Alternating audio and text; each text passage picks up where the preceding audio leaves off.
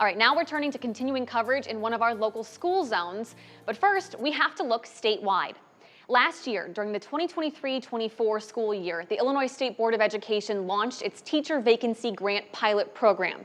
So this pours $45 million into 170 of the state's most understaffed districts. The money helps with recruitment, getting more staff members licensed, and retaining current educators. As of right now, the program has led to the hiring of 5,400 new teachers and the retention of about 11,000 educators, according to the Illinois State Board of Education.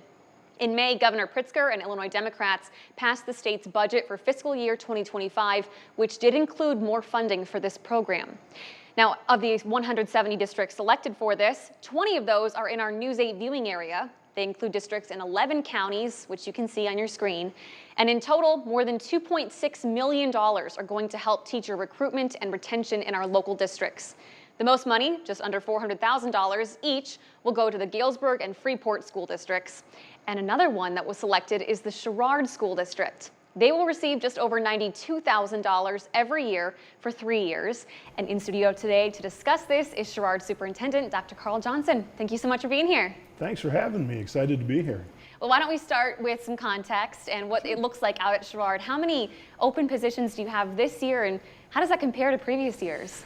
Well, this is the second year of the pilot program, so fortunately right now we don't have, we have 2 openings unfilled actually, and yes, they are actually filled, they're not vacant classrooms, but we're still looking for certified teachers to fill those. But thanks to the Teacher Vacancy Grant Pilot Program, we've been able to hold on to people, I feel, and then we've also been able to get some people certified to become classroom teachers. We hear a lot, not just in Illinois, not just in Iowa, but across the country about teacher shortages right now. Paint us a picture. Even before this program started, what was the situation like out in Sherrard? Well, I don't want to paint myself as being too old, but when I got my master's degree in 2005 through Western Illinois University, it was just pages and pages and pages in the program of teaching graduates with their bachelor's. Now I think it's down to about 2 pages, and that's unreal how many, just locally, how many teachers we used to turn out versus now there are very few. So as an educator and other people like myself, we're trying to entice people to come into the profession because there's, you know, it's not an easy job, but there are so many upsides to it. We're trying to get more and more people to come into it. So once people do go into the profession, you have an added challenge of trying to get them to work in a smaller rural school district. What are some of the issues that Sherrard has with that? Well, Sherrard isn't unique for this area at least, because the smaller rural districts, a teacher could leave the smaller rural district and go to one of the larger districts, Rock Island, United Township, East Moline, Moline, and take a substantial pay increase. The classroom settings might be a little bit different, but the certifications are the same.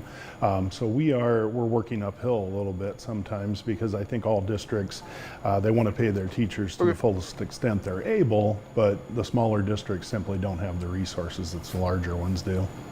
So what is Sherrard using the money for? This is your second year, another $92,000. What do you use it? Well, there's been some things to encourage people to stay.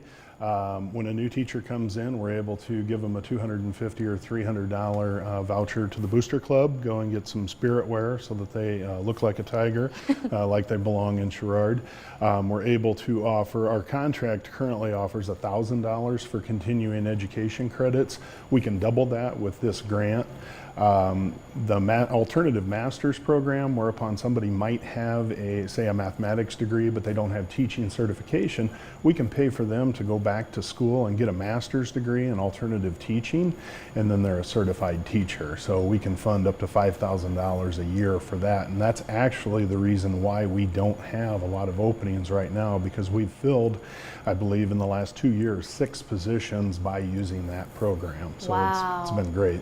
6 positions seems like a lot. And you also have an attendance incentive now, is that true? Yes, it's essentially, lack of a better term, a pot of money. It is about $28,000. It's divided per quarter, and if everyone has perfect attendance, or whoever has perfect attendance gets to throw their name in the hat and they get a share of that. If it's 20 people, they get a pretty good share. If it's 50 people, they won't get as much money, but I think everybody wins in this situation.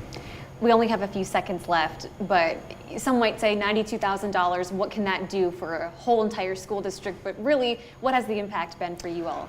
It is a drop in the bucket financially, but it's encouragement and it's moving the right way. Awesome. Dr. Johnson, thank you so much for joining us today. Thanks for having me. For you guys at home, we do have an online version of this up on our website as an article. You can find it, as always, under the As Seen on TV tab of WQAD.com.